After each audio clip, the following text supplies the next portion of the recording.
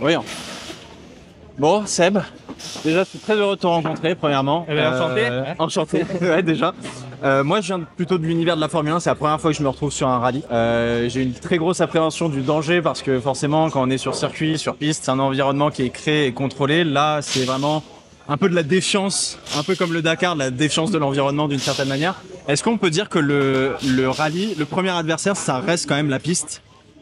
Oui, l'environnement et le terrain de jeu, effectivement, auquel il faut s'adapter constamment. C'est vrai que les conditions sont beaucoup plus changeantes, je pense, que ce qu'on peut avoir sur un circuit. Le fait que l'environnement et le décor, voilà, c'est très proche, les arbres, les rochers. Effectivement, on a l'impression, et oui, c'est peut-être quand même un fait, que la notion de danger est un petit peu plus grande. Quelque part, je pense que de nos jours, le sport automobile, ça restera jamais un sport sans risque. Le risque zéro n'existera jamais. On a la chance quand même de vivre une époque où la sécurité a beaucoup augmenté, que ce soit en circuit et en rallye également. Les cockpits de nos voitures sont quand même de plus en plus protégés. Maintenant, après, l'avantage du rallye, c'est que le fait d'avoir justement ce décor qui défile tout proche, la sensation de vitesse est toujours un peu plus élevée finalement que sur circuit. Même moi, j'ai roulé dans des voitures assez rapides un peu sur circuit. Un petit test dans une F1 une fois, un peu avec la voiture WEC de Toyota.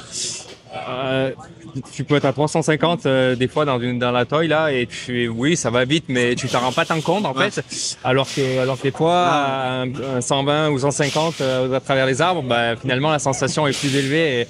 Et c'est vrai que je pense que on entend souvent dire les pilotes de rallye, et moi le premier, que c'est difficile de retrouver des sensations aussi intenses qu'on a dans une voiture de rallye ailleurs, dans d'autres disciplines. Donc voilà, c'est peut-être une des raisons pour laquelle je suis toujours là et je profite toujours. T'es un peu accro quoi en fait. Voilà, ouais, c'est dur de s'en passer. Ok. Est-ce que justement par rapport à tout ça, tu roules à combien de pourcents sur une spéciale? Est-ce qu'il y a un petit peu de retenue parce que forcément l'erreur elle est beaucoup plus sanctionnante par rapport à du circuit où on a des run-off, etc. Là, la petite erreur, ça peut effectivement coûter un petit peu de temps sur le chrono, mais la plus grosse erreur, c'est un peu game over. Ouais, c'est ça. C'est sûr que c'est une question. J'ai du mal à dire quand même qu'on n'est pas, on est proche des 100% malgré tout, mais notre 100% à nous, je pense qu'il a inconsciemment inclus cette petite marge, quoique de nos jours, je veux dire, on pousse les limites de plus en plus loin, les limites, la préparation est de plus en plus intense au niveau de la prise de notes et des détails qu'on essaye d'avoir dans nos notes pour vraiment justement se permettre de rouler très proche de la limite dès un premier passage d'une spéciale qu'on ne connaît pas. Mais c'est sûr que je pense qu'avec le temps, on développe aussi un peu cette faculté d'anticiper et de prévoir ce qui va se passer. Mais globalement, au plus les conditions deviennent délicates, et comme souvent ici au Monte-Carlo, au plus inconsciemment, on est obligé d'avoir quand même cette marge qui va nous permettre d'aller au bout du rallye. Justement, tu le disais, tu as fait un test en F1. Moi, j'avais une question d'un point de vue pilotage. Forcément, j'ai aucune idée de voir à quoi ça peut se rapprocher une voiture de rallye par rapport à une voiture de course sur piste. Il y a peut-être, dans ma tête, il y a quelque chose de plus flottant, entre guillemets, même sur de l'asphalte. De quoi ça se rapproche d'une GT3 peut-être en termes de sensations? Comment ça se passe? Ouais, ça peut être très racing quand même, quand on est dans un setup effectivement asphalte, en Catalogne, et qu'il fait beau, qu'il y a du grip. Je veux dire, ça se conduit un peu de la même manière qu'une voiture de course quand même, avec des freinages à la dernière, le plus tard possible, dégressifs, comme tu peux faire en circuit. Maintenant, le fait que ce soit une 4 roues motrices, effectivement, il y a une tendance à remettre une reprise de gaz plus violente, plus on-off que sur une voiture circuit, ce qui a d'ailleurs un petit peu été mon problème les premiers tours de roue que j'ai fait sur des voitures propulsion de circuit.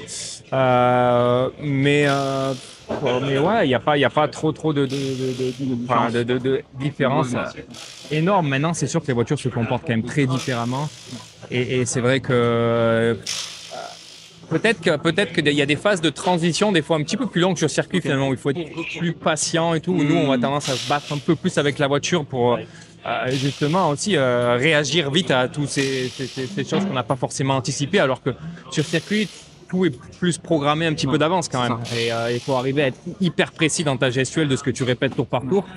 nous, il y a cette question d'adaptation constante. Et justement, par rapport à cette question d'adaptation constante, on sait que pour bien piloter, il faut piloter avec le bassin, avec les fesses, etc. Est-ce qu'il y a beaucoup plus de part de visuel pour anticiper des bosses, des imperfections, etc.